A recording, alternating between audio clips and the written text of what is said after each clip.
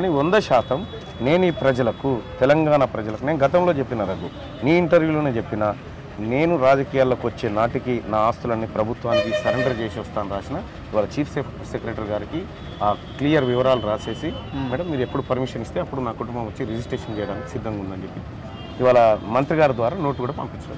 ఎన్ని ఆస్తులు ఉన్నాయి, ఎన్ని ఆస్తులు వాళ్ళకి ఇవ్వబోతున్నారు? దాదాపు 1.5 కోటి రూపాయల విలువైన ఆస్తులు ఉన్నాయి. 1.5 కోటి ఆస్తులు ఉన్నాయి మీకు. సో 1.5 కోటి ఆస్తులు గవర్నమెంట్కి ఇస్తారా?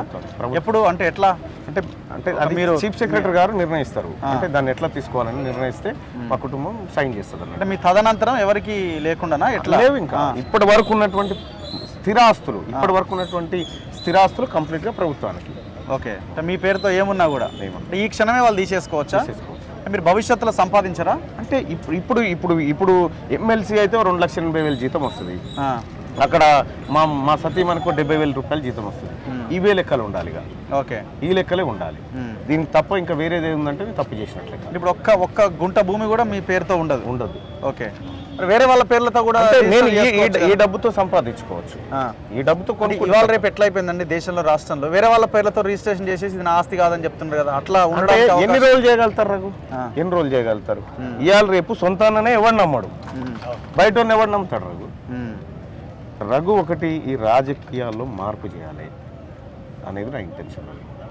నేనేదో నాకు పెద్ద ఆస్తులు పంచడానికి చెప్పట్లేదు, కానీ ఇది ఇంకొకటికి ఆదర్శం కావాలి. ప్రజలు కూడా అటువైపు చూడ మరి ఆయన ఇచ్చిన మరి మీరెప్పుడు ఇస్తారా అనేటట్టు ఉండాలి అనేటువంటి అనివార్యతను క్రియేట్ చేయడం కోసమే తప్ప కానీ ఇంకోటి లేదు. ఇప్పుడు కూడా చెప్తున్నా కదా, రైట్ టు రికాల్ నా మీదనే ఫస్ట్ టైం ఇంప్లిమెంట్ చేసుకుంటా కాంగ్రెస్ పార్టీ అభ్యర్థిగా గెలిచిన తర్వాత కూడా అని చెప్తా ఉన్నా. ఏ హామీనైతే గతంలో ప్రజలకు చెప్పుకుంటూ వచ్చినా వీటిని ఇంప్లిమెంట్ చేస్తారు. ఈ ఎన్నికంటే ఏదో నేను పోయి చట్టసభలో కూర్చొని దానికోసం కాదు రఘు, ఏదో ఒక మార్పు రావాలనేటువంటి ఒక సందర్భాన్ని తీసుకున్నాను. అంటే ఇప్పుడు మీకు ఏదో 100 కోట్ల ఆస్తులు ఉంటే సరే ఇచ్చినవన్న ఒక అర్థం ఉంటుంది. ఇప్పుడు ఉన్న దీన్ని ఇవ్వాల్సిన అవసరం ఏముందని మీరు అనుకుంటున్నారు? గతంలో ఏం సందేశం అది? అంటే ఏం సందేశం? జెన్యూన్ గానే ఎటువంటి అవినీతి లేకుండా మనకు ఆ డబ్బు వచ్చినప్పుడు అంటే ఒకటేం చెప్తున్నంటే నేను రాజకీయాలు ప్రారంభించే రోజు నేను 0 బ్యాలెన్స్లో ఉండాలి. ఓకే, రాజకీయాలు ముగించే రోజు నాకు వచ్చినటువంటి వేతనాలు ఇవన్నీ క్యాలిక్యులేట్ చేసుకుంటే లెక్క సరిగా ఉండాలి. ఇందుకోసం చేస్తా ఉన్నా.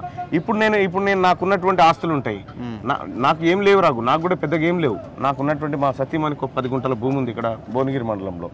ఆ తర్వాత మాకు ఒక 273 గజాల ప్లాట్ ఉంది, అదొకటి ఉంది. మాకున్నటువంటి ఇల్లు, మేము ఉంటున్నటువంటి ఇల్లు, ఆ ఇల్లు 30 లక్షల రూపాయల అప్పుల్లో ఉంది, 39 లక్షలు. ఆ అప్పులు కూడా కట్టేస్తాం.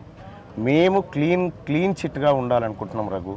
నేను సంపాదించుకోవాలంటే రాజకీయాలే అక్కర్లేదు, వేరే మార్గాలు ఉన్నాయి సంపాదించుకోవడానికి. నేను రాజకీయాలు చేస్తుంది ఇటువంటి బేకార్ రాజకీయ నాయకులు డబ్బులు సంపాదించుకొని ఆస్తులు కూడా పెట్టుకునేటువంటి రాజకీయాలు నేను చేయాలనుకోవట్లేదు. మరి ఎట్లా ఎదుగుతారు? మరి ఎదిగేదేముంది రఘు? మరి కావాలి, స్టెప్ బై స్టెప్ రావాలి కదా, పైసలు కావాలి, ఖర్చు పెట్టాలి.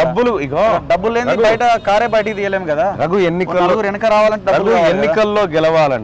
ఎన్నికల్లో గెలవాలంటే డబ్బే ప్రధానం అనుకుంటే అనిల్ అంబానీ, ముఖేష్ అంబానీలు ఈ దేశానికి ప్రధానమంత్రులు శాశ్వతంగా అయ్యేటోళ్ళు.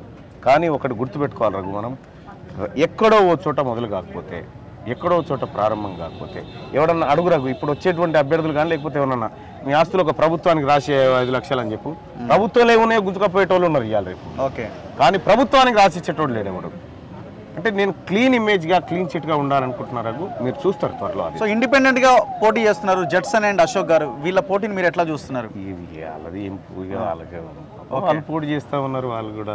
ఓకే, సో మెజారిటీ ఎంత అని అనుకుంటున్నారు? ఇప్పుడు ఈ ఊపు చూసిన తర్వాత ఏమైనా ఇంకా పెరిగే అవకాశం అనిపిస్తుంది? కానీ వినియర్ కానీ మెజారిటీ ఉంటుంది రఘు. నేను చెప్తున్నా కదా, నా ఓటర్లు, నా పట్టభద్రులు ఇచ్చేటువంటి రిజల్ట్ మీరు చూడండి. ఆ రిజల్ట్ ఎట్లుంటుందో ఈ అన్నిటికీ ఎవరైతే ఏమన్నా తిన్మార్ మళ్ళీ ఇంత వస్తుంది అంత వస్తుంది మెజార్టీ ఇంత 1,60,000 వాళ్ళు సమాధానం చెప్తారు. అసలు పోయినసారి కౌంటింగ్ 24 గంటలు దాటినట్టుంది. 48 గంటల.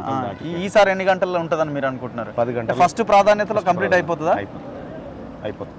Okay, anyway thank you very much and all the best.